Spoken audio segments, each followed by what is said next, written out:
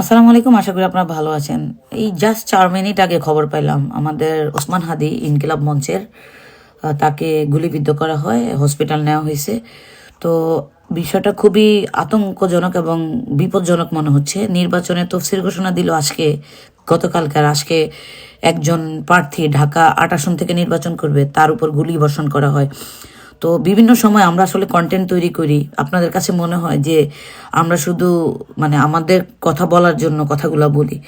নির্বাচনী তফসিল ঘোষণার আগে যৌথ অভিযানের মাধ্যমে অবৈধ অস্ত্রগুলো উদ্ধার করার জন্য আমরা বিভিন্ন সময়ে কথা বলেছি, কিন্তু আসলে বাংলাদেশের আইন শৃঙ্খলা বাহিনী বা সরকার, সেনাবাহিনী সবাই মিলে যে যৌথ অভিযান করার কথা, এটা কেন করে নাই বা কেন এই অবৈধ অস্ত্রগুলো উদ্ধারের ব্যাপারে গুরুত্ব দেওয়া হয় নাই।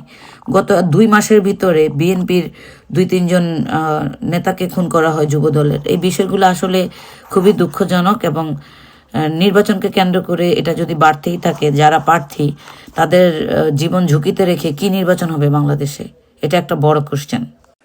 যাই হোক, আমরা যে বিষয়গুলো এখানে অ্যাড্রেস করেছি 31 দফার নির্যাস হিসাবে জনগণের কাছে সহজে উপস্থাপনের জন্য, তার মধ্যে হচ্ছে কৃষক কার্ড, ফ্যামিলি কার্ড, স্বাস্থ্য কার্ড, আরেকটা কি শিক্ষা, তারপর অন্য বিষয়গুলো আমরা পরিকল্পনা হিসেবে উপস্থাপন করছি, কার্ড হিসাবে নয়।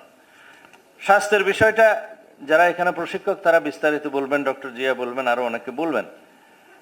একজন মানুষকে যদি আমরা বলতে পারি এই আপনার স্বাস্থ্য কার্ড, এটা থাকলে আপনি অবশ্যই ডাক্তারের কাছে গেলে, হাসপাতালে গেছে আপনি চিকিৎসা পাবেন, আপনাকে চিকিৎসা দিতে বাধ্য।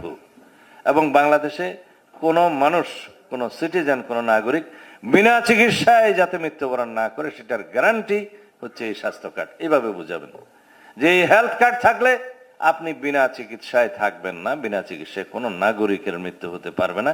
সেই জন্য আমরা জাতীয় স্বাস্থ্য নীতি প্রণয়ন করেছি, সবার জন্য স্বাস্থ্য।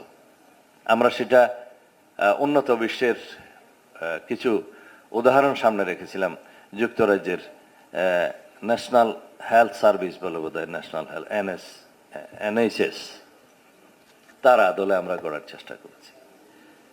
তো যেহেতু আমাদের জনগোষ্ঠীর মধ্যে প্রায় অর্ধেক জনগোষ্ঠীকে এই ভাষায় বোঝাতে হবে, সিম্বলিক বোঝাতে হবে, সেই জন্য হচ্ছে তোমাদের এই প্রশিক্ষণ অথবা আলোচনা অথবা মতবিনিময় সভা, যেটার মধ্য দিয়ে তোমরা হবে master of the masters, trainer of the trainers.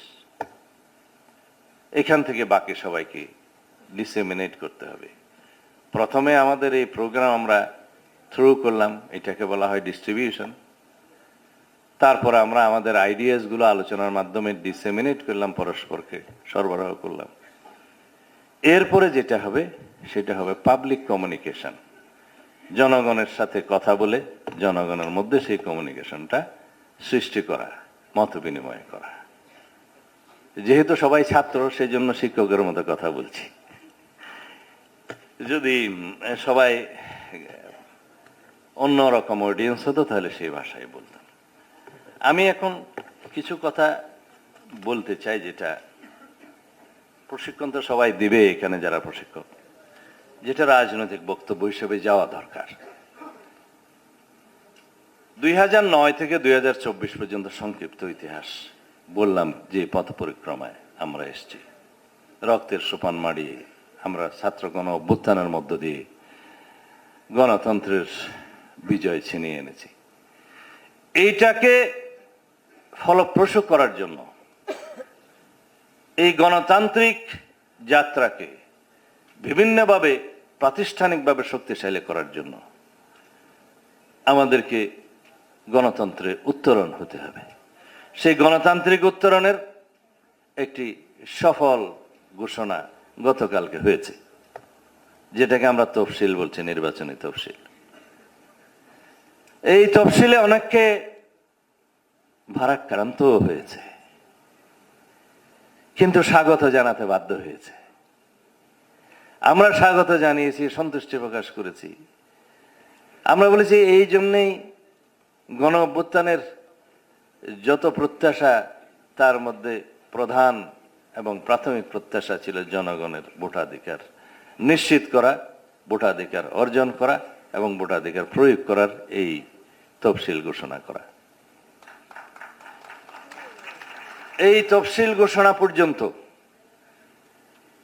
যতটা অবিরাম সংগ্রাম করতে হয়েছে সেটা অবশ্যই আমাদেরকে, যারা আমরা এখানে বসে আছি, অ্যানালাইসিস করতে হবে, বিশ্লেষণ করতে হবে। আমরা গণতান্ত্রিক চর্চার মধ্যে গিয়েছি, আলাপ আলোচনার মধ্য দিয়ে গিয়েছি, সহিষ্ণুতার মধ্য দিয়ে গিয়েছি এবং আমরা বিজয় অর্জন করেছি। কেউ কেউ বলেছে নো পিআর, নো ইলেকশন। কেউ কেউ বলেছে আগে স্থানীয় সরকার ইলেকশন, না হলে নো ইলেকশন। আর কেউ কেউ বলেছে একই দিনে গণভোট আর ইয়া হলে আমরা মানি না। কেউ কেউ বলেছে 2029 সালের দিকে নির্বাচনের জন্য অপেক্ষা করেন।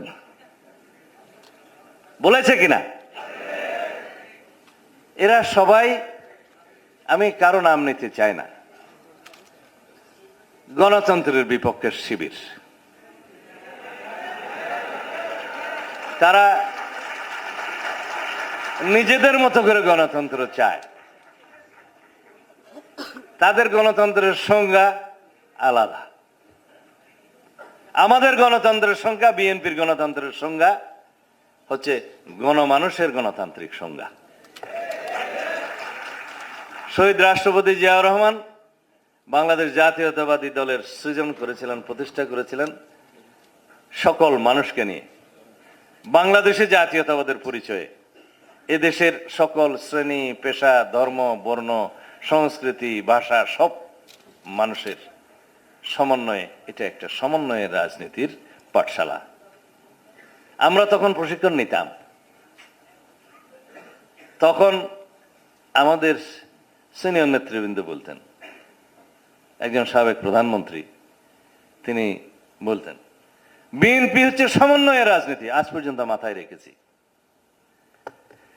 সমগ্র বাংলাদেশে এমন একটি মানুষকে খুঁজে পাওয়া যাবে না যে বিএনপি করতে পারবে না। তার নীতি, আদর্শ, ধর্ম, বর্ণ সব মিলিয়ে এটাই একমাত্র দল, সকল মানুষ এই বিএনপির পতাকা তলে স্থান নিতে পারবে, আশ্রয় নিতে পারবে। এই সমন্বয়ের রাজনীতি আমাদেরকে করতে হবে। আমরা কখনো ধর্মের নামে রাজনীতিতে বিভক্তি আনতে চাই না, করব না। আমরা ধর্ম, বর্ণ এবং বিভিন্ন ভাষা, ভাষী, সংস্কৃতির নামে আমরা কখনো বিভাজন জাতিতে সৃষ্টি করতে চাই না। সকল মানুষেরই সাংবিধানিক পরিচয় হচ্ছে নাগরিক, সিটিজেন, বাংলাদেশের নাগরিক হিসেবে পরিচিত হইবে।